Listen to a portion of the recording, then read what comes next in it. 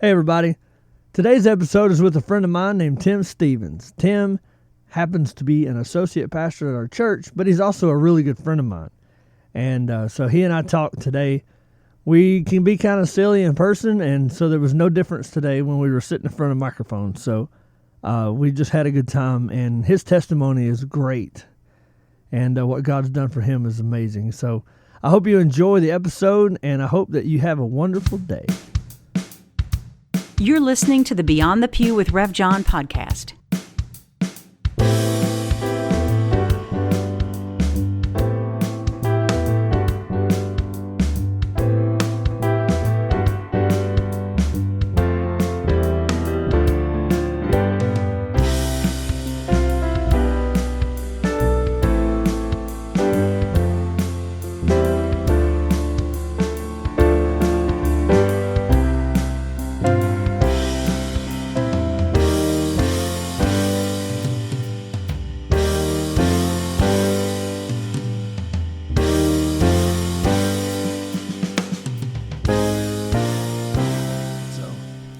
So everybody calls me Tim. Almost nobody calls me Timothy, and it's weird for people to call me Timothy. But most people just call me Tim. But there's like 2 or 3 people in my life that's known me since I was a kid that still calls me Timmy. Those are the only 2, maybe 3 people in my entire life that calls me Timmy. Like nobody else. Not even during high school did anybody call me Timmy or nothing like that. I'll never call you Timmy. Because if I do, I'll be like, Timmy. Well, that did happen a lot when I was in school, but it wasn't that bad, you know.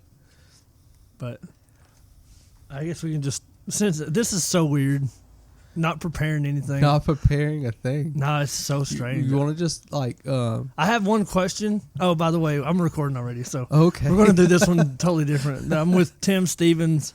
Is it V or PH?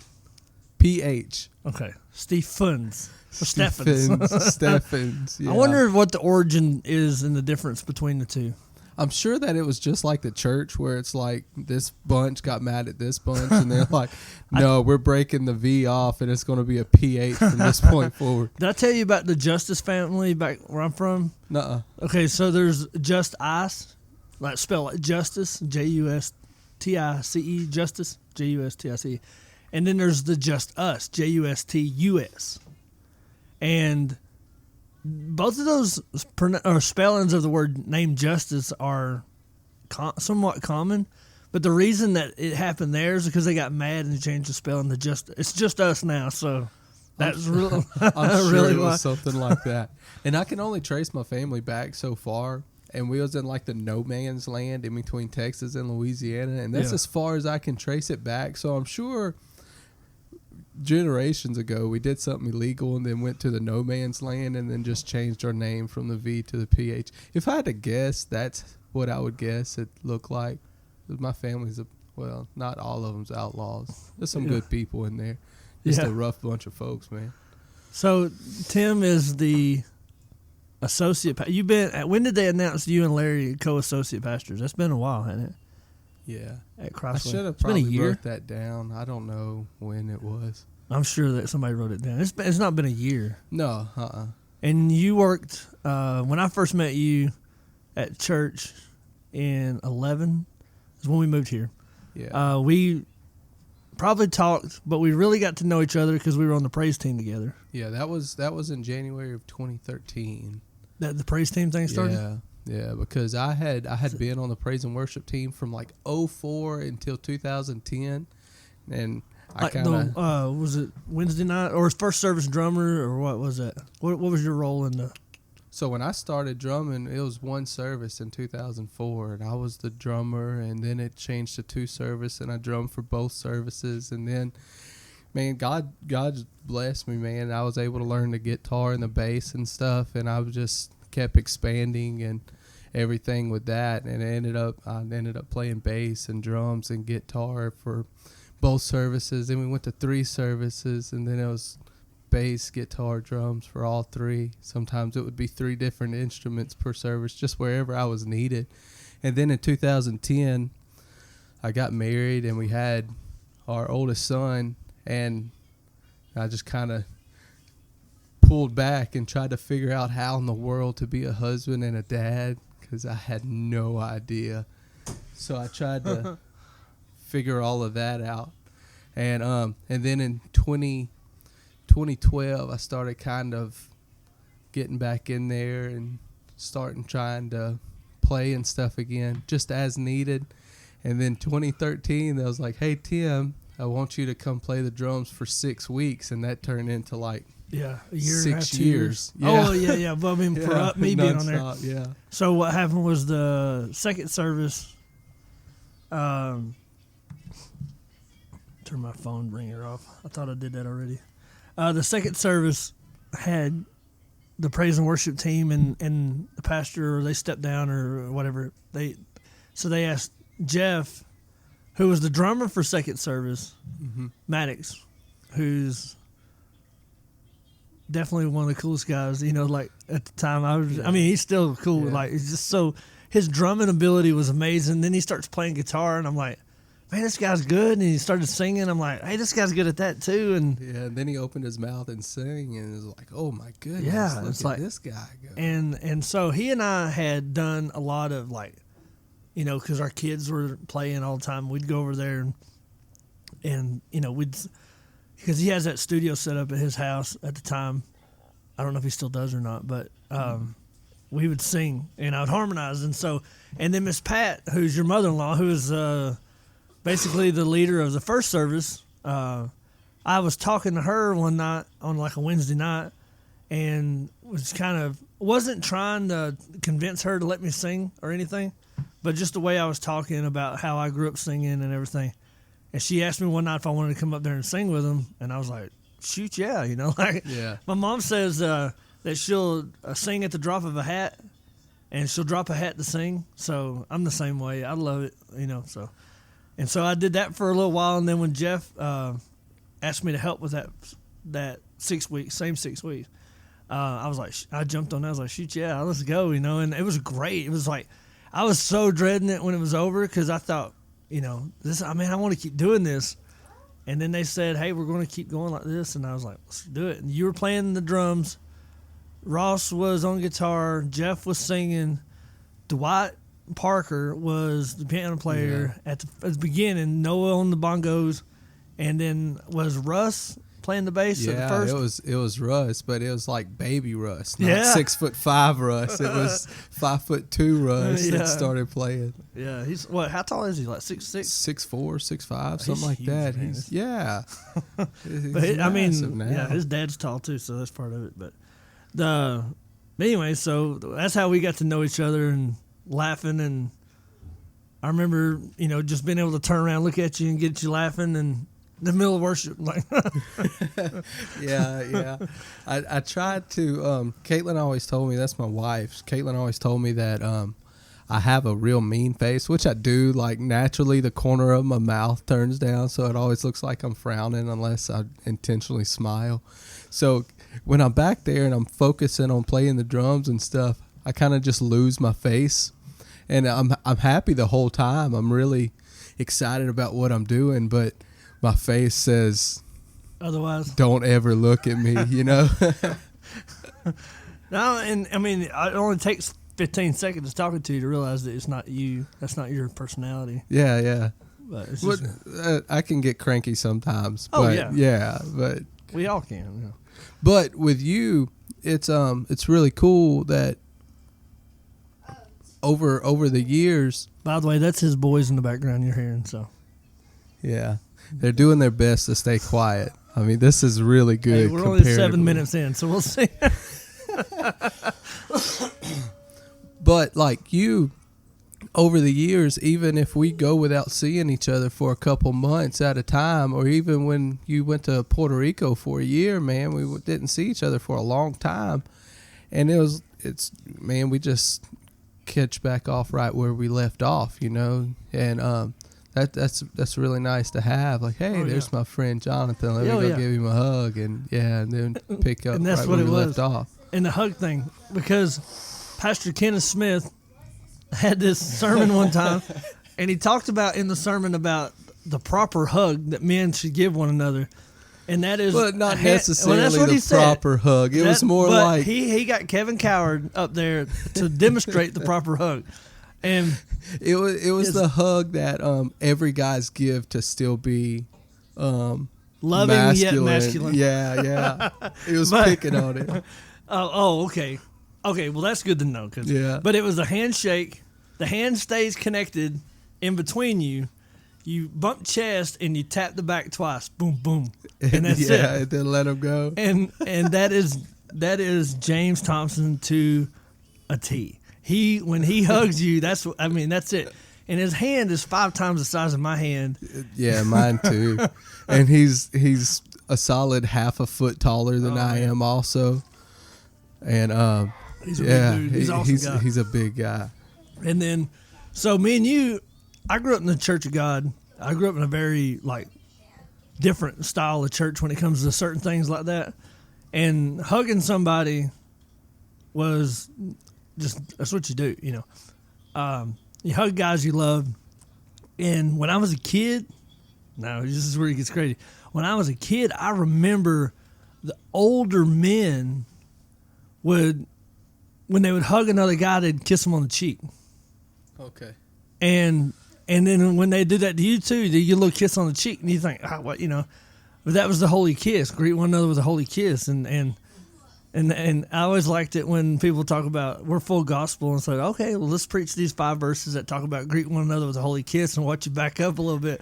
You be crawfishing, you know, because you're not going to, you know, what does that mean? What is it, you know? So, but you and I mean, it was our friendship was such that I'm just going to give you a hug because I love you, and that's how. For me, there's a few people. There's growing up. There's Preston, Shirley. There's Jeb Justice, who's a Just Us, not Just Us, and Chris Houston. And there's a few that when I pick up after 2-3 years of not talking to them, we can just fire right back up, and I don't have to catch up. Oh, how's it been? Like Jeff's the same way. Just start talking to him, and I'm curious what you've been doing, but I don't have to dig into that because it's not that concerned, you know. Like it is if I meet somebody that I don't really know and I hadn't seen them in 10 years. I'm kind of sort of having to remember their canter and how they talk and stuff like that. Canter, I don't know if that's a word, but It's close enough. Yeah. but anyway, so you wanted to do one and I wanted you to do one, but I was like, what are we going to talk about? And you said nothing. Let's not have a subject, and that scares me to death because. I mean, we're just going to ramble for an hour. No, who's going to continue to listen? You know, are we going to say anything? But here's the reason I didn't want to have a specific subject is because I'm not an expert at anything, and I can't speak as an expert at anything. But nonetheless, I feel like my story has something to say.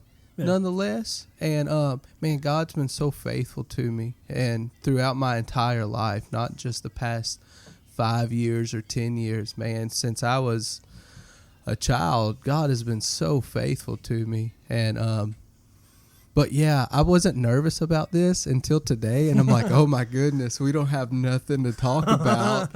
And then I got nervous on the drive over here. I was like, what are we gonna say for an hour? I know we'll be fine. I had a question. I texted you last night. I got a question, and maybe that'll fire it off. So, okay. I don't know. Maybe when we was on the praise team together, one of us was singing the song, and the other one knew it. And it was kind of why do you know that song? It was Nirvana's In the Pines, right? Okay. So, and I knew that song growing up because Bill Monroe sung that song, and it was a bluegrass, you know. And then I hear you singing it. I believe that's what it was. And I'm like, hey, you like bluegrass? No, I like Nirvana. But you're way too young to have listened to Nirvana when they were in '94 when he died. So that would have, I was a freshman in high school when he died, April of '94.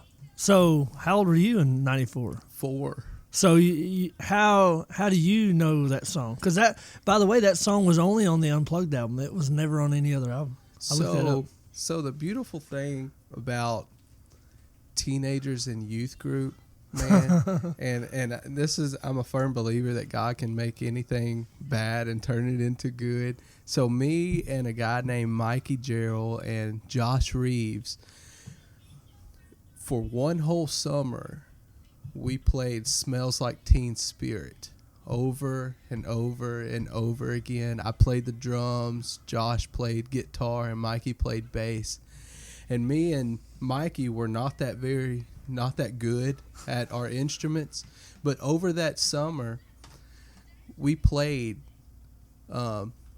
Smells Like Teen Spirit over and over and over again for an entire summer, all weekend long. We perfected that song, and then we went into singing or But trying that to wasn't play at youth group, everything. though. That was just No, on that your was own. that was just on Wait. our own. But we met in youth group, and we ended up playing in a praise and worship team together because we had played so much over one summer. We got really good at like looking at each other, like where are we going next and stuff like that. You, And that's Josh, and who? Mikey, Mikey. Gerald, I've met him once. it's- His mom, it's Miss Margaret, Miss Margaret, and she's got the little boy that's Chandler. Chandler. That's right. So there's a big age gap between Mikey and Chandler. I remember meeting. Okay, I remember this story, but it's been a long time. So And and then in the Pine, I just heard it one day and it just stuck with me. because you're Like- from Singer or from Rose Pine, where there's pines everywhere. Yeah, so everywhere. it's probably what it was. And right now, my kids are in the living room next door, or the next room over. If I start singing that song right now, they'll finish the song because I sing it so much. That song has been stuck in my head for 15 years now, just stuck for 15 years. And I've even expanded it, and I'll go from In the Pine with Nirvana singing it to Hank Williams. Oh, I forgot the song. Hank Williams. I saw the light. No. No, it's not. That's his song, though. By the way. I'm So Lonesome I Could Cry. Oh yeah. And I'll go from In the Pine to I'm So Oh, Lonesome yeah. I Could Cry. That's a pretty easy transition. Yeah, it is. So I sing that song at my house all the time. And every time I fill up a bottle of water in my refrigerator, I can sing In the Pine and go to I'm So Lonesome I Could Cry. And it's the perfect amount of time to fill up my water bottle. That's And a so long every time. time, yeah, I know it. You got to get another refrigerator. Get a new Oh. filter on it. So. Well, it's like a quart jar. Oh. Yeah. I'm so lonesome. Yeah, In the Pines. Okay, so and you said that one time, and I was looking it up. I'm thinking that was Bill Monroe's song, but it wasn't even his song. That song was written in like the 1800s, like a folk song. So like, there's all kinds of people who've. And I who's didn't recorded even that. know all of that. I Yeah. just knew it from Nirvana, that Unplugged album or Yeah. what have you. And Back 10 when MTV years, did yeah, music. 10, 12 years after it originally came out from them. And that's when I heard it. And So you had older brothers and sisters. I assume that's where you heard it from. no, I assume you heard it from them. They were into like Spice Girls. What? and my sisters was a lot, and country, man. We constantly had country on at the house, like Indian Outlaw and stuff like that. See, what's funny is because I'm actually your brothers and sisters age more than, like, 'cause how old are you? I'm 29. Oh, I'm 40, so Yeah, and so you were born in 78? yeah, the very end of the year. And that's right in between both of my sisters. One of my sisters was born in 77, one in 79, and then my brother in 82. So and my parents were older, My parents were born in 1950 and 1953. So even I was people that's my age, I grew up around them, but my parents had like a different philosophy of raising me than Yeah, their parents did, and my brothers and sisters influenced me a lot. And yeah. I get along with people that's 10 years older than me a lot. I'm better at getting along with people my age now, but like during high school and stuff like that, I always kind of, I guess, lean towards people that were older than me instead of people that were my age. I think I'm the same way in that regard because my my mom, I can't get the dates right. My mama was 29 when my mom was born, and my papa was 13 years older. All four of my grandparents were raised during the Depression, and so that impacted how they raised their children, which impacted how they raised and how we were brought up. So I've always said that you can see that disconnect between kids who were raised or kids whose grandparents were Depression era and who wasn't. And that's There's a big true difference in the way because- those kids act. If their grandparents survived the Depression, that has an impact on how they are raised directly through them or through their parents. This is my grandma was born in 1919 in Fullerton. Like that place don't even exist no I know. more. 5,000 people at one point. That's insane. I mean, and now it's just a pond. That's all that's out there. Just like Singer, man. At one time, Singer was the largest town west of the Mississippi in the state of Louisiana. That's insane. It was bigger than, that's Lafayette, Lake Charles, Natchitoches, Alexandria, and Shreveport. I didn't even know that. I knew they had like a 2-story school at some point. 2-story high school. I Yeah. mean, not a 2-story school, but a 2-story high school. That means that they had a bunch of people there. They have to have 2 classes. Back in the 1800s, What? Louisiana had a territory. It was like half size of. Yeah, a lot of he's saying that back in the 1800s, Louisiana was a territory. But it was like you was talking earlier about the no man's land. A lot of people don't understand that the Louisiana Purchase wasn't all of Louisiana. It was the western part. A very small amount of current today Louisiana was a part of that's Louisiana true. Purchase. So you had what was between that line of the Louisiana Purchase and the Texas line. In between those was considered the no man's land. So a lot of outlaws came here and hung out because it wasn't Texas, it wasn't United States, it was just kind of in the middle. It wasn't even a territory, it was just no man. So a man with no country right there. in the yeah, so center, that's why they always Pastor Kenneth always talked about that's why the people around here are so rough. Because, And that might be true. yeah, I mean, I feel like Southern people are just rougher in general, though. don't Actually, know. I read an article about that. How, we'll love you. We'll love you a lot, but we'll talk about you behind your back when you leave. cut us off and we might throw something at you. that kind of stuff. One guy always said when we was getting ready to leave California and head back to the South, the guy said, "Oh, everybody's so nice in the South," and I'm like, "Yeah." I mean, they'll stand there on the sidewalk and talk about how your mom's doing and stuff like that. But as soon as you walk away, Bless his heart. they'll be like, "Did you know what he did the other day? Like, let me gossip about that guy." So yeah, it's kind of backhanded, At least in California, if you walk up to somebody and you say hi and they just look at you and they walk away, they're not going to talk bad about you. They're just going to be like, "That guy talked to me." Like, what's that all That's about? fair enough. So Yeah. that, and because I've lived in both, I can say that, and I can get away I with it. haven't lived in both. I've lived in Louisiana my whole life, which I like the people around here. Oh, yeah. for the most part. And then people Good always people. ask me if I like it. I like the people, not the area. Oh, really? You don't like this area? No, Oh, no mountains. It's hot. no, It's all about it's the hot people. in Georgia. Not in North Georgia. Oh, it's not. North Georgia is where the county motto of Raven County is where spring spends the summer. Oh, Yeah. wow. I thought it was just hot there all the time. No, it's South Georgia. That's like Louisiana. It's the same thing. Well, now I understand. Except they have this a bull little bit peanuts more. down there. They don't have bull peanuts here. No, they don't. They have do, but bull they're not no peanuts good. here. I mean, that's just insane to get a good peanut, and instead of roasting it, you just go and boil it for 6 hours, man. So good. Pressure cooker right there, do it in like 45 minutes. Instapot's nice. So you had older parents I did. and older siblings, and so were you a oops, or do you know? I was. My mom said I was her favorite.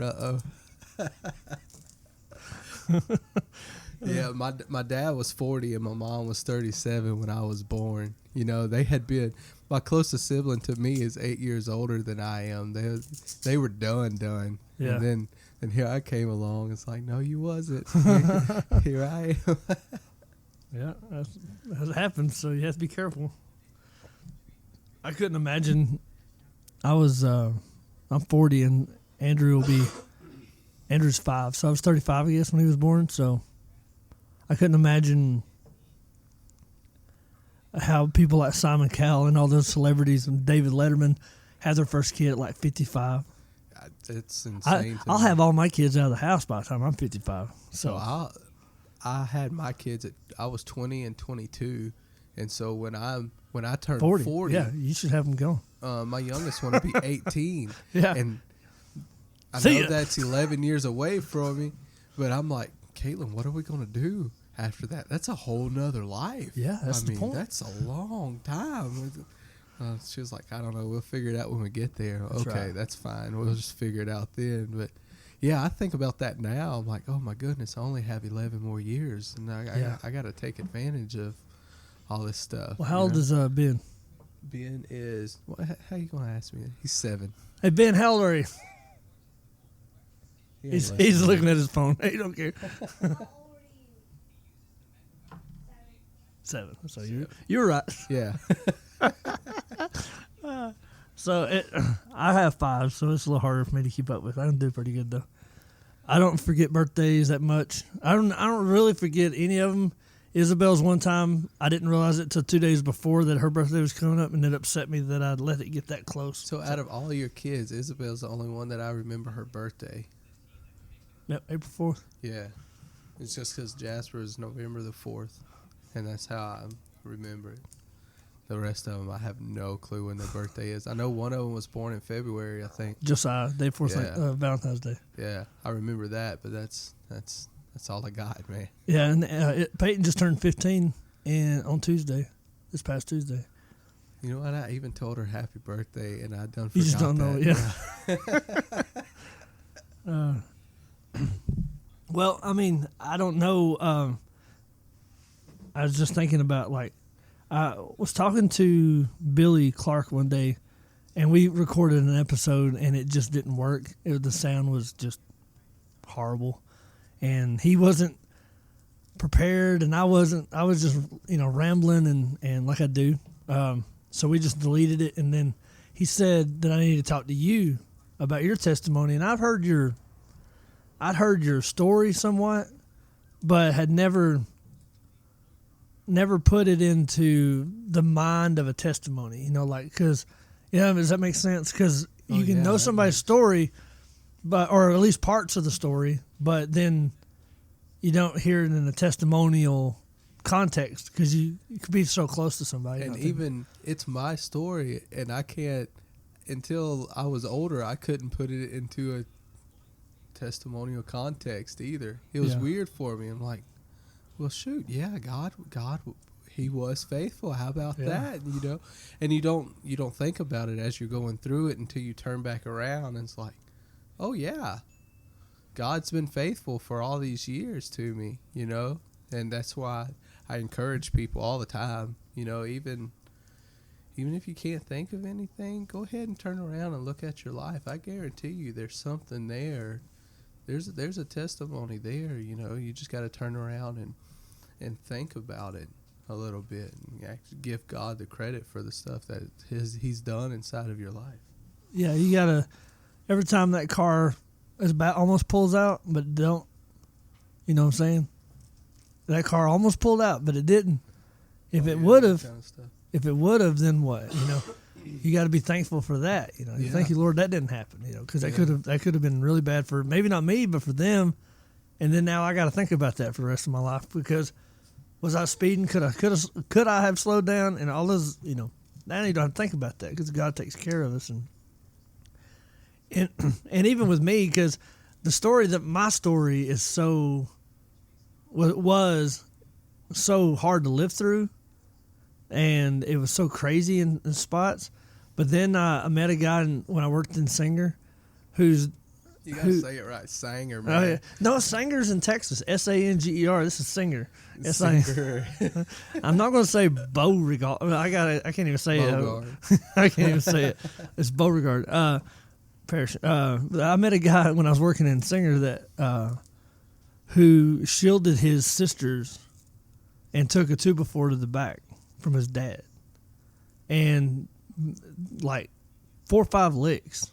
He kept his sisters from getting hit, and he was like 10.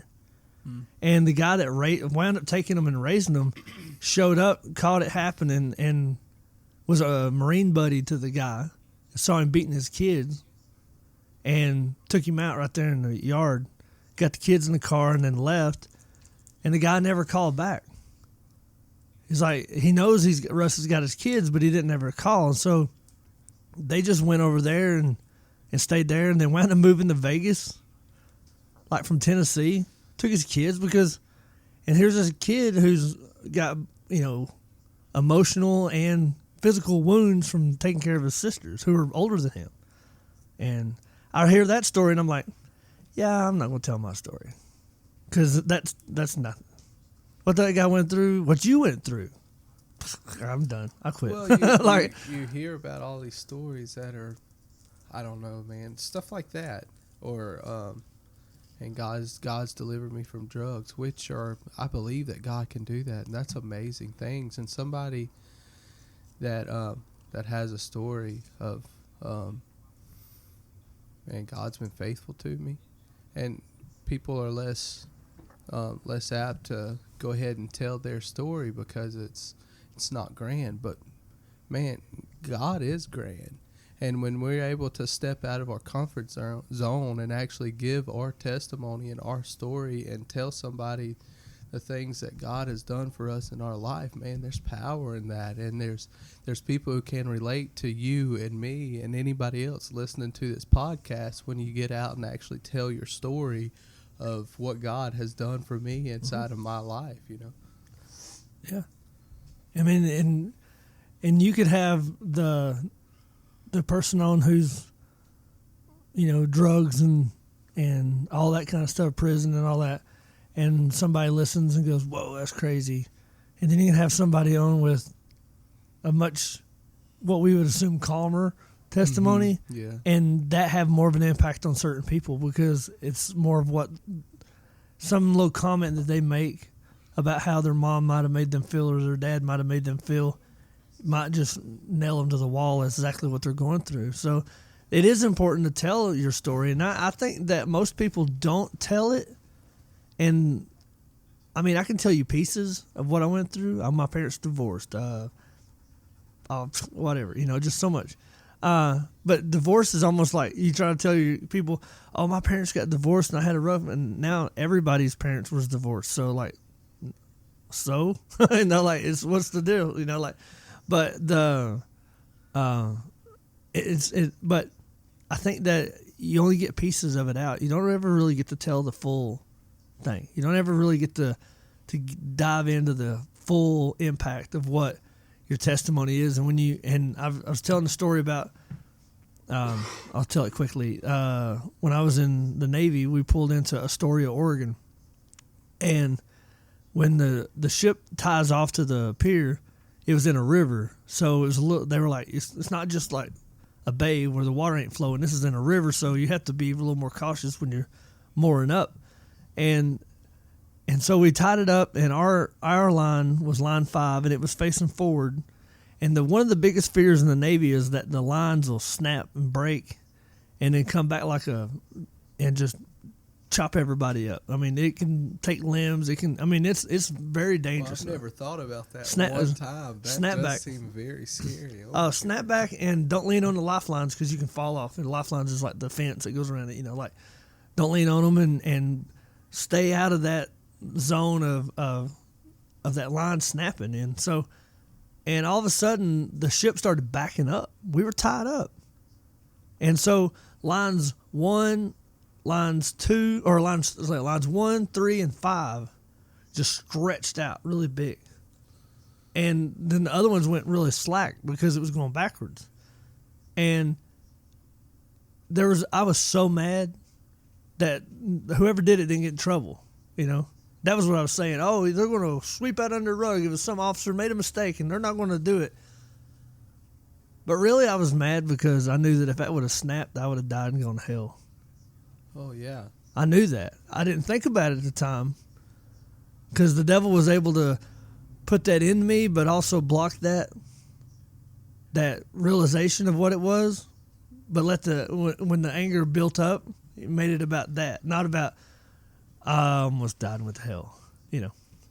And you look back, like you said, at those situations. I remember the guy's name was Cesar Malpica. He was a bigger guy, and me and him I was trying to get him out of the way, and that's all I could, I was just aggravated. But it was really all back to that very thing of I almost died and went to hell. So what I do, I just went to the bar and drank, yelled at the XO because I was drunk. I did. I mean, they were like, all my buddies were like, shut up, you're going to get in trouble. I'm like, Somebody ought to get in trouble for that. Yeah, it's going to be me because I'm yelling at the XO. Yeah. That's But I had too many to who drink. It's gonna be. It was you. Yeah. But like me in my life, so my so it was four of us, and I'm the closest one to my age was my brother, and he's still 8 years older than I am. And my dad was diagnosed with ALS when I was 6.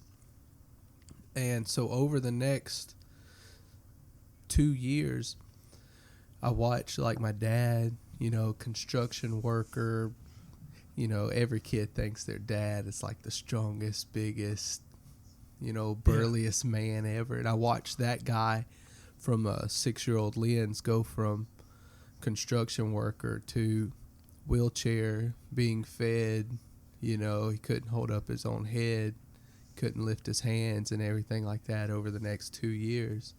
And then he passed away when I was 8. And it was just me and my mom and my oldest brother, my only brother, not my oldest brother, my only brother. My sisters, they were married and moved off and stuff, and they was trying to have kids of their own and everything. And then not too long after that, my brother left, so it was just me and my mom. I don't know, I guess I was 9 or 10 at that point. And I grew up in a different house than my brothers and sisters did, but 'cause my mom was chill, like, here's the rules, don't break the rules or you're going to get in trouble, you're going to get a whipping and stuff. But there wasn't a whole lot of yelling or going on at the house, nothing like that. My mom was closer. She'll throw a shoe at you, but that's when you pushed her to past the point of breaking and like, okay, yes ma'am, I'm sorry. But and then it was just me and my mom, and it was good and everything. But then I was 13 and my mom got diagnosed with breast cancer, and it's heavy for anybody, but like 13-year-old me, I couldn't process that stuff. It's like, what is going on? You almost feel like you're, I don't know, like cursed or something. Yeah. Like, why is this happening to me? That's a really selfish way to look at it. But No, I mean, it's 13. Nobody expects anything to do. It's 13-year-old 13, trying to 40, process. same thing. Yeah. And so in the middle of that, we started going to the church that we go to now. And I grew up in like a backwoods Baptist church. I mean, it was the church. What's it called? It was Cypress Creek Baptist Church, and it was, it was a small church. It was literally in the backwoods of Rose Pine, like going Providence out side towards, or the other way? out towards Evans, Okay. going out towards Night Community in Evans, little bitty tiny church, and it had through infighting, it ended up like splitting, and No. no, never would have happened. And we started going to the church that we go to now, and that place was such a good fit. And it's, man, when the church gets out and when Christians are Christians and man, they tell their story and they love, it can make such a difference in somebody's life. And I know that it did for me in my life. Different people that don't even know that they had an impact on me in my life, we went on a mission trip to Mexico, and this guy showed me how to use a saw. My dad passed away when I was 8. I didn't know how to use a saw. That has impacted my life for 15, 16, 17 years now, because I didn't know how to do that before that point, and I'm thankful for that moment. Or even, hey, they're picking me up and was like, hey Tim, let's go do whatever, and just hang out with me, and they showed me how to build a porch. Or We'll just sit here for now. We'll put it up in a few minutes. That's nice.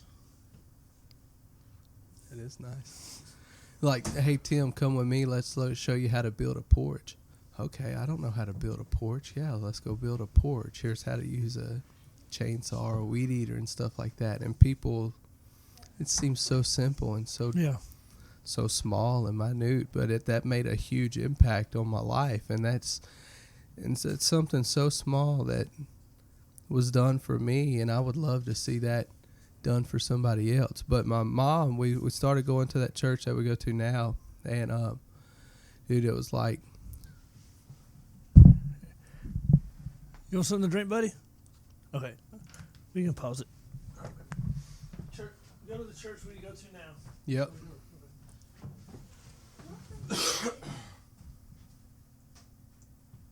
Where are all the cups? Why are they always rearranging everything?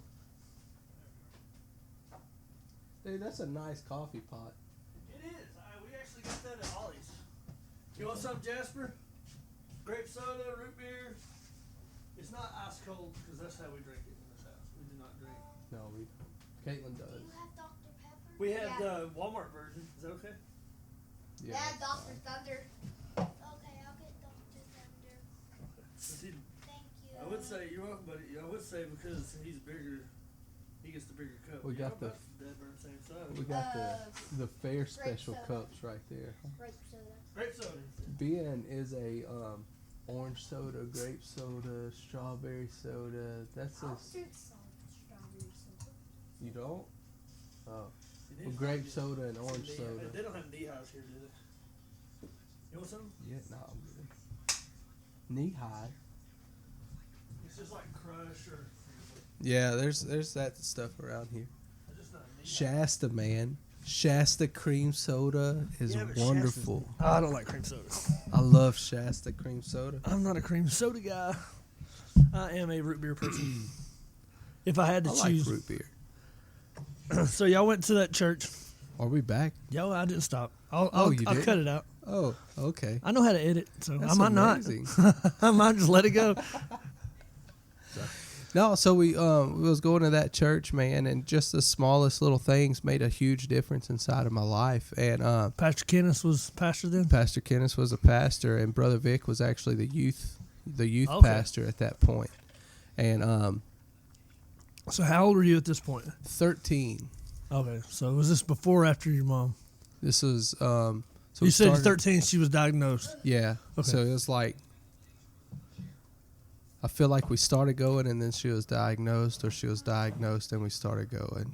It was like, Back to back. yeah, so close. And I think we started going to the church and then she was diagnosed not long after that. And you know, going, watching my mom go through chemos and surgeries and more chemos. And, man, and really trying to pray for my mom and have faith, and not even completely understanding 13-year-old me, not even completely understanding what it was I'm praying for, Yeah. or faith in general. Yeah. You know, a 13-year-old trying to grasp all of this.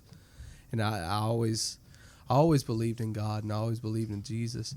And I just, you know, trying best I can to, you know, straighten myself up and square my shoulders and be this brave Yeah. guy and stuff like this for my mom, and trying that. And when I was 14, man, she was cancer free, and it was like, whoa, this is awesome, this is amazing. But wasn't a couple years later, actually 3 years later to the date almost, she was diagnosed with bone cancer. And I was like, okay, we can just give her medicine to, like, we can't make this go away, but we can give her medicine to keep it contained.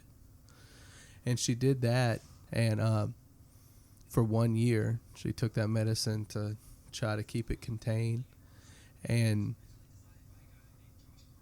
it didn't keep it contained. And so January 1st, 2009, I was 18, and my mom passed away. So I was like,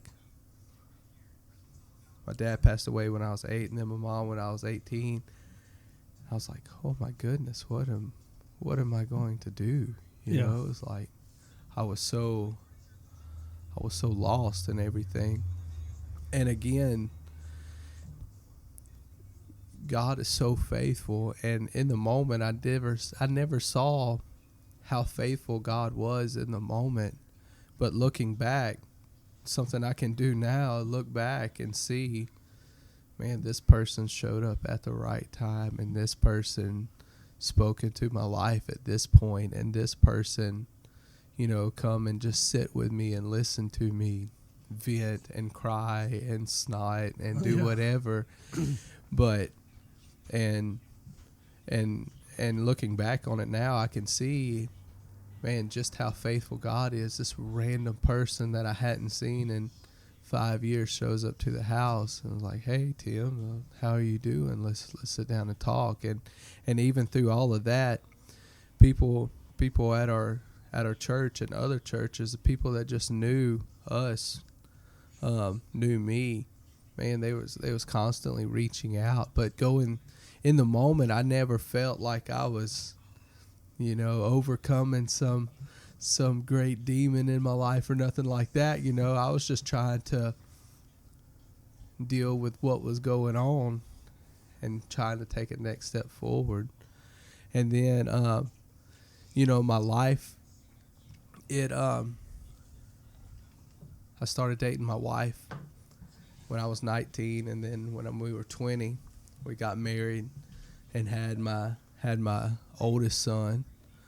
And man, her family is just awesome, and even my mother-in-law and father-in-law, they're wonderful people, and they'll probably never even listen to this podcast. And I might give it to them like, "Hey, y'all gotta listen to this." I give y'all a shout out, but they're such wonderful people. Yeah. And over the years, they've been a surrogate mother and father to me, not even saying their son-in-law, but for Tim, and they're wonderful grandparents to my kids and stuff. And so we had Jasper in 2010, and then 2012 we had Ben, and then 2015, and I've actually told this story before, 2015 started off with like so much hope. Me and Caitlin was going to have our third kid, and in February of that year we found out she was pregnant. I was like, awesome, this is going to be so cool. And in April we lost the baby in April of 2015, which I don't know, man. You hear, as a guy, I didn't realize how much that would actually affect me. Like I was heartbroken. I didn't even realize how much. I don't know. I think about it even till today, and think about the kid that could have been, I guess. Yeah. And dude, you still know the due date. You still know how old baby would be now. And and actually the due date would have been tomorrow, and he or she would have been 4 tomorrow, potentially. But yeah, and that's something that me and Caitlin, we've thought about for the past 4+ years. Yeah, a lot of people don't like to. A lot of guys are really a manly man, but a miscarriage will mess with a dude. And because I've never heard a guy talk about this. Yeah, they won't because they have to be strong for the women who are suffering, and the women do suffer when there's a baby there, and then there's not a baby there. The women go through that, and I'm not discounting that. That is real. Yeah. But then men. That's just as big of a deal. We don't have the physical part, and I've never gone through that. And I remember me and Caitlin, when we found out, like, it was a Friday and things started going badly, and we went to the hospital, and we heard a heartbeat. Everything was okay. They was like, "Hey, just rest over the weekend. I think everything's going to be fine." And then we went back Monday, and we couldn't find a heartbeat. And just both of our hearts just dropped, and I didn't have words, and she didn't have words. And neither one of us had words. And I remember sitting in a vehicle. We had a Nissan Xterra, black Nissan Xterra. I remember all this part. I don't know anything. And I remember turning the vehicle on,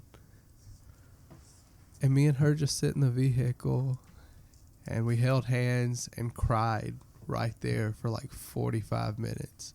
I couldn't drive. I tried to put it in park to go, and she was like, no, let's just stop. And that's what we did for like the next 45 minutes to hours. We sit right there in that parking lot and just, we cried until we couldn't cry any longer.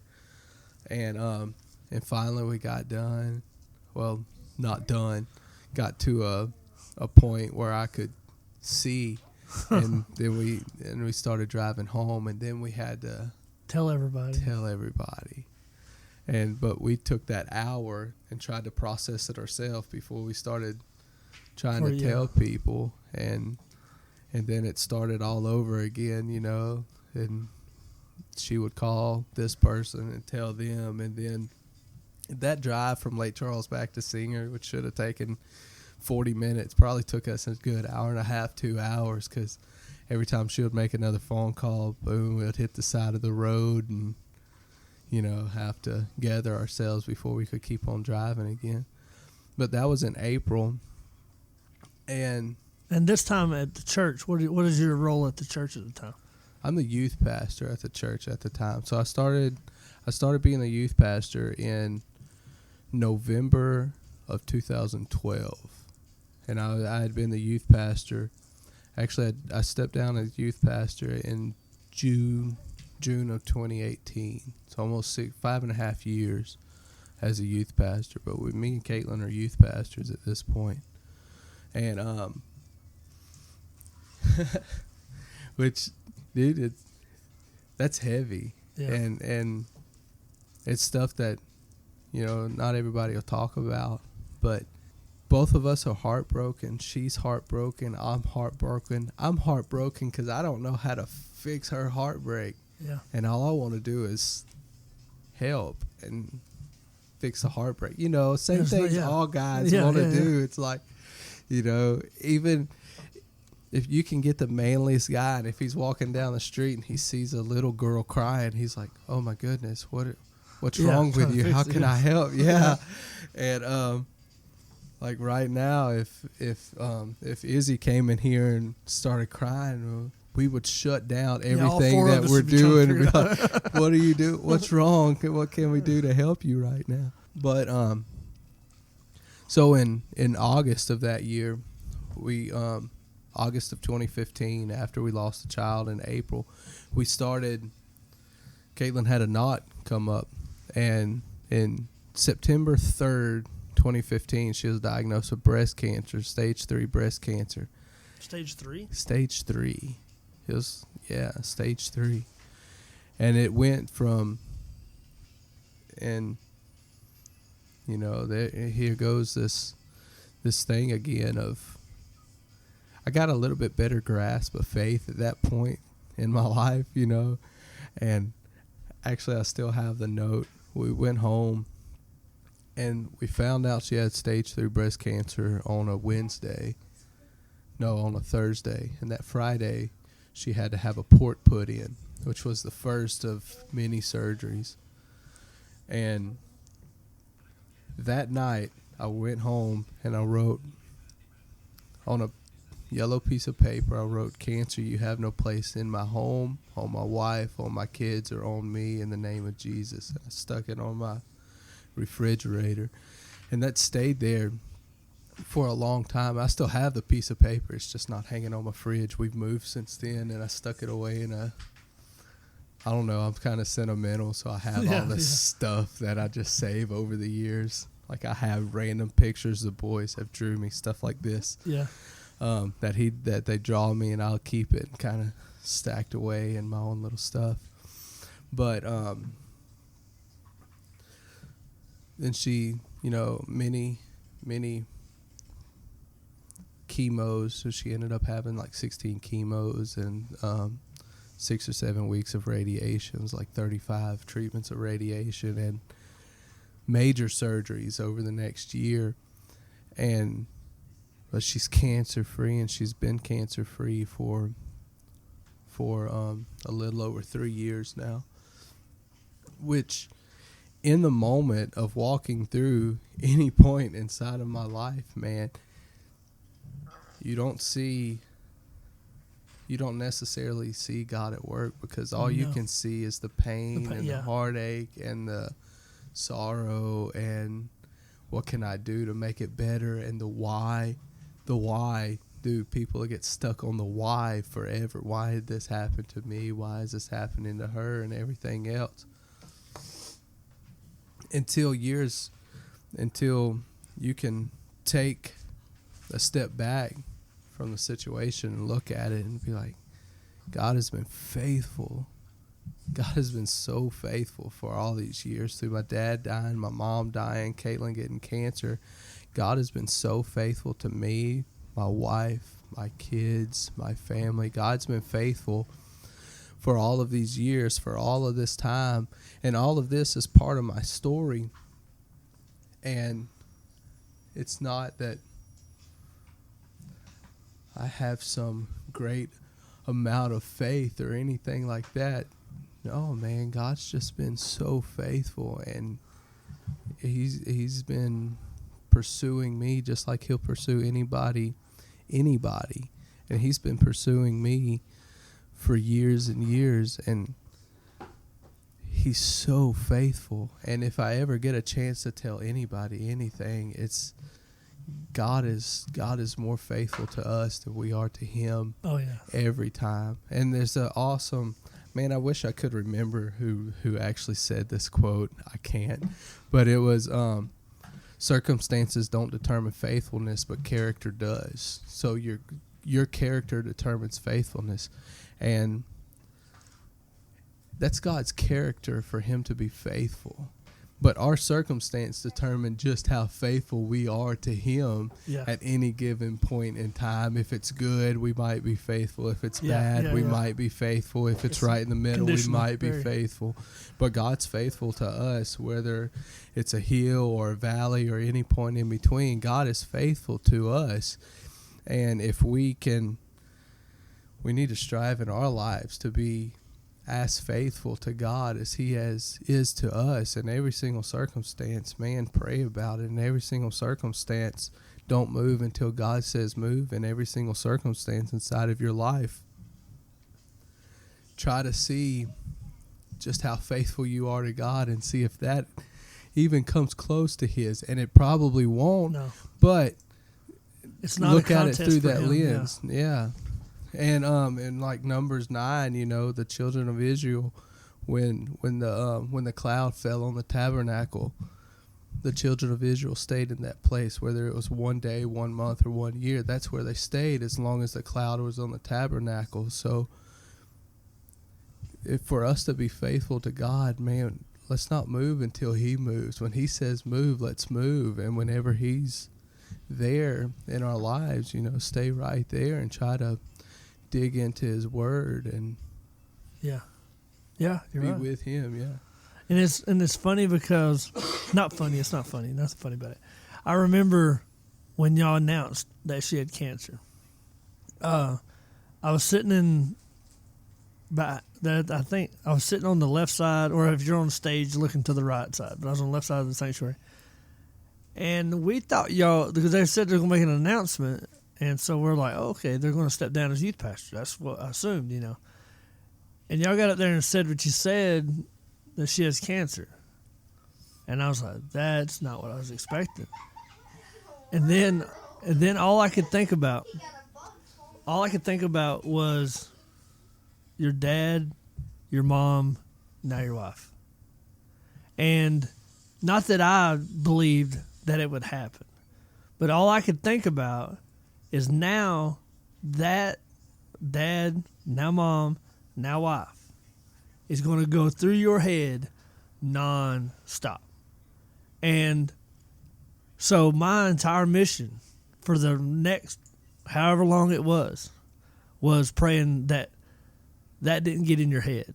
That was not, I can honestly say I never prayed for Caitlin one time that entire night, because the whole church was praying for Caitlin. Yeah. So like my entire focus was not even on the boys, it was on you and think what you were thinking about, what, the battlefield of the mind, trying to help you with that, because I know that you go and you write that on a piece of paper, and that mentality needs to stay there, because as soon as you give in and you say this is going to take her, and at the same time she says this is going to take me, and whoever else starts saying that, enough people start saying that, then all of a sudden there you're dealing with that.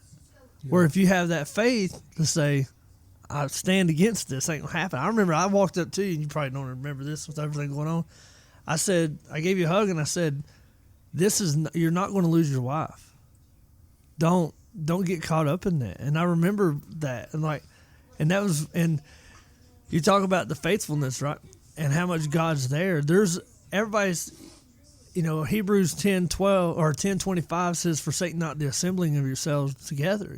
That part of that is because of that very reason. Because when you're in a church setting, when you're in a congregation, whether it's a big church, small church, whether it's a home group or whether it's a mega church or whatever, having people around you who are like-minded in Christ is a support structure unlike you can ever imagine. You don't see it every time. You see I got to go to church, I got to teach, I got to sing, I got to do this, I got to do that. And sometimes it can become very monotonous, and it's a job almost, especially for you now that you're you're on staff now, and you quit your job and now you're on staff. So it can even more so get that way for you. But when you can say, hey, there's we lose the baby, the people who you never talk to you. I mean, just not because they don't like you, but just because there's people in that church that they just, as soon as the church is out, you can't find them. Like how'd you sneak out? They're Like sitting on the starting blocks, ready to how do you get out that fast? Like I mean, of course.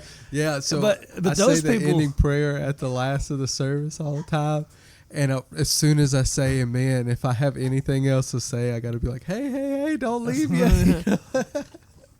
And but those people that you don't even talk to are, probably could be praying for hours for y'all, and you never know it. You'll never know it, and that's what you got to love about it. You look back and you see that you might hear a story about somebody doing whatever they can, and how many times we had there was a couple that we knew that the rent got paid, and that couple thought we paid it, but we didn't. And I found out like 4 years later, that a couple from our church who happened to know them snuck in and paid the rent. Yeah. And I was like, that's who paid it. And to this day, they don't want them to know they did it. So that's what it's about, is having that unit together of the church, of the body of Christ together in a corporate setting where if you have need, people are going to go and stand up and go to the throne for you. And where you can lean on each other, where you can cry on each other, where you can hug each other and just be there for one another in the good times, smile, give each other a high five, and in the bad times cry with each other and lean on each other. Man, that's so invaluable to anything. And for me to say, I want to see Jonathan succeed in whatever he puts his hands to, and carry that through. And I want to see you get a hold of your faith and get a hold of being fulfilled in your calling. And I want to see you grab a hold of the Word and get into the Word. And I want to see you grow, and I want to see you stand up with your shoulders squared, and like Philippians 1:6, being confident of this very thing, that he who began a good work in you will continue it until the day of Jesus Christ. I want to see you with your shoulders squared, with your head held high, being confident in the work that Jesus Christ has called you to do, and that you have a purpose, you have a future and a hope. And I would love to see that. That's an amazing thing. And the local church is the hope of the world, man. Yeah. Yeah, and having people with vision for you, even when you don't see the vision, you get caught up in It's like the sun, right? The sun is what, 1 million times the size of the Earth. They think they can put 1 million Earths in the sun. That's how big it is, you know. If But you're you- asking me to No, say that's- you're that's- correct, I that's- have no idea. But it's about that. It's like 1 million Earths can fit in the sun. But then when you standing on the ground, how much smaller you are than the Earth, than the sun. But you can take your thumb and you can block the sun out with your thumb. And how much bigger that is, you know. Your sun is the sun's way bigger than your thumb, but your thumb can stop it. And it's just, that's why it's important, because the smallest little thing can keep you from where you need to be. And when you have people who are able to say, hey, you know, you got this. You can have faith for somebody else and them be healed and them not even have that faith. You know, there's a story where the woman goes to Jesus and he says, your faith has made your daughter well. You know, and was she a believer? I don't know. Was she 5? I don't know. But it was the faith of the woman that helped heal the little girl of her own daughter. And so having that mentality around people and having church family and having people who are, you know, connected in your inner circle and is so, I think it's important. I think it's super important to have that. I think it group is, around. and even to the point, and I'm sure people's been offended. Anybody that listens to this podcast has been offended before.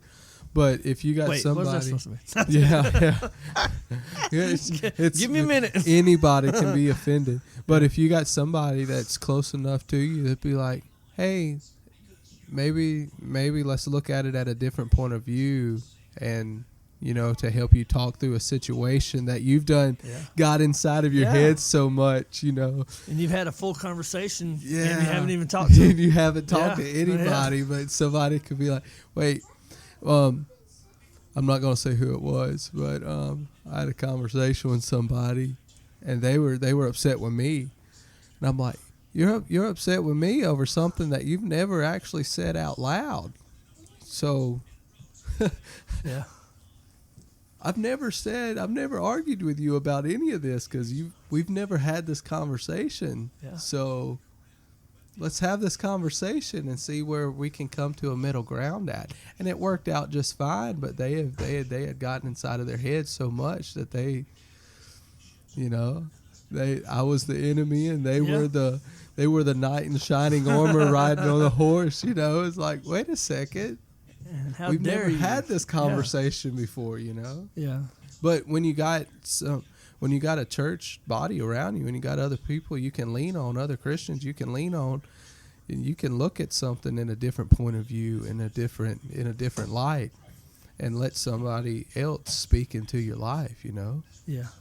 And what's cool is to see you know, I've always said that, or of course I'm not the only one to ever say this, but you learn from your mistakes, but you can learn from other people's mistakes too. Mm-hmm. And you can see the faithfulness that God's had in your life. You look back and see it. Yeah. But it's one of those things where almost like you're more apt to see the faithfulness in other people's lives than you are your own. Yeah, and Okay, that's so- where I was forever. Yeah, you can. God, you took care of them, but then hey, Yeah. there's an old hymn. If you grew up in Baptist church, you probably heard it. It's count your many blessings, name them one by one. It's been a long time. Count since your I- many since I blessings sang and out of see a as God hymnal, is. man. Count your blessings. You know, if you really do that, if you really take the minute, and everything from the fact that you woke up, the fact that you woke up with electricity, the fact that you woke up with electricity, or that you have a car, that you can drive 20 miles from here to your house or more. Yeah, it's 22 miles or so, something like that. So then you think about in 1830, for you to come here and have a meeting would take days to go here and back. I would there's have no started train. on this journey Yeah. back in Tuesday or something like that. To have just a conversation. Yeah. Well, I'm not going to go. Like, why would I do that? So, and it is very funny that this medium is even here.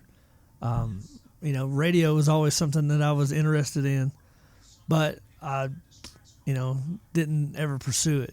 And then here's this, and I started listening.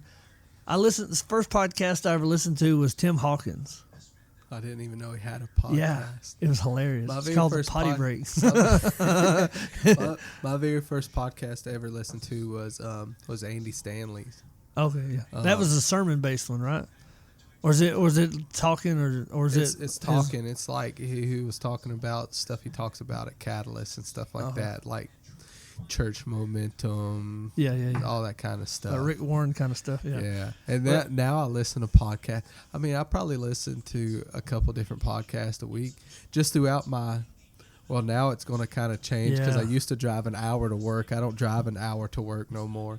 So I guess my podcast listening is going to start going downhill. See, when I met you as a train conductor, Yeah. and then you go to working at the Fort Polk, and Yes. and then now you quit that job last Friday, Last Friday. and I'm excited because that means we can get together because I've been basically waiting forever to get up with you, and because I remember saying, well, I'm just going to have to get you while you're driving through town while I sit down and do it. And you're like, hey, well, I'm starting a new job and I won't be working on Fridays. And I said, well, perfect, because I don't work on Fridays either. So we get together and We'll see how many people actually listen to this, whether or not we ever do this again.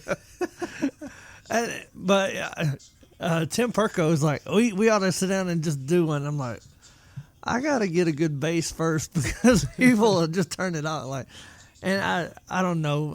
This is one of the cool things that a conversation that's on this can be picked up. Like that one I recorded this morning, which I'll probably release this one next week, from the Salvation Army. It was so cool because, I mean, we all know that the Salvation Army exists. Mm-hmm. We all know that they ring bells at Christmas. But what do? Yeah. Most people have no idea. I It started in the have no 1860s in England. Oh, I didn't And know its that. entire mission was helping poor people eat, helping drunks get out of being drunks. They help. They do so much. It's insane. And it makes me want to go ring a bell for a day. You know, how can I volunteer for the kingdom? You know, they do great things. And so that one, I think, it's only like 45 minutes. People will listen to that one, and then hopefully they'll catch on. And I don't know. We'll How see. long are we at right now? I love hour and 10, but I'm Oh, gonna have that to ain't edit. bad. I'm gonna have to edit some out because of the break and all that. But that's what I knew we could probably go 2 or 3 hours easy, and I'm still learning this. I'm probably going to change the name of the podcast at some point. By the way, your wife is the one that created the logo, which is kind of cool. So is for kinda people cool. who are listening, if you She's see a that really logo, talented person, man. I got to redo it. I'm dropping Rev John, I think. I already did off Facebook, so because I'm not Rev John. Nobody calls me that except in Puerto Rico, So my name's Jonathan, not Jonathan, not John. It's Jonathan. Beyond the Pew with John and Tim. There we go. If we can meet every week, I'd be all about it. Yeah. See, like with the Mennonite guys in January, we're going to meet up with them. Church of Christ. I'm trying to get up with the Baptist folks, and hopefully after the first of the year, I can start doing the denominational stuff up part of it. I've been waiting for people to help me out with that, the beginning of that conversation with denominations, and everybody's been helping with that, and so it's just going to be a lot of fun, sitting down talking to people, and testimonies is a big part of it because I want people to have the opportunity to say what they've. I don't think you're ever going to be able to give your entire full testimony more than maybe 10 times in your whole life, Yeah. maybe. Yeah. So maybe your testimony today, maybe somebody in Vancouver, Washington. Yeah, there's Vancouver, Washington. I know people live there. Vancouver, Canada. The Canuck fans will relate because they've had something similar. I hope that me telling my testimony, man, and make people actually look back on their life and say, man, God has been faithful, even though in the moment you might not see how faithful God was to you in your life. And after I say my complete testimony out loud, I'm like, how did I miss God's faithfulness in my life? But I never saw it because I was just busy. Well, you're 8, and then you're 13, Yeah. or 18. Yeah, and I never seen it until further on down the road. It's like you can't see the the forest through the trees or what have you. I couldn't see it, man. But I hope in talking about this, somebody can take a look back at their life and actually see God in motion all throughout their life, whether it's something really small that meant a lot to them, or just how faithful God is, man. That's his character. He loves us and he cares for us and he's faithful. And saying that he put all of our sins upon Jesus Christ as he hung upon the cross, man, that gets said so much inside of the church, it kind of loses its power, but it's really true, and it's overwhelming and emotional that he does love me that much, and I have a future and a hope because of him. And this is who I am. I am a child of God. I am saved because of him. I'm set free and forgiven because of him. And it's true, and it's something you can stand on for your entire life. And if it was just for you, and if it was just for me, he would have still done it. That's crazy to think about. It is. Yeah. I mean, there's 350 million Americans today, and they think that when Jesus died, there was only 250 million people on the whole planet. I mean, I don't know how they even come up with that, but that's their guess. And how many people have been alive since? And we can get so caught up in our everyday, day-to-day life that we'd never actually give our testimony or something to somebody else that could make a difference inside of their life. Or we get so caught up in being hurt or being offended. Of course, there's a truck outside now. It's never there. Yeah, we'll get so caught up with being hurt or being offended that we'll never step into the place that God has called us to step into. And we might be 55 or 60 before you finally step into it, when you were called to step into that place when you were 30, 25. But you've held on to this for so many years. And Jesus is enough, yesterday, today, and forever. Jesus is enough. And if you can get to that point and be like, Jesus is enough. And if I can take this hurt and stick it in my back pocket and pray for to be recovered from that and stuff like that, and actually start walking where God has called you to be at. It's amazing things like Mark 12:30 and 31, to love God and love others.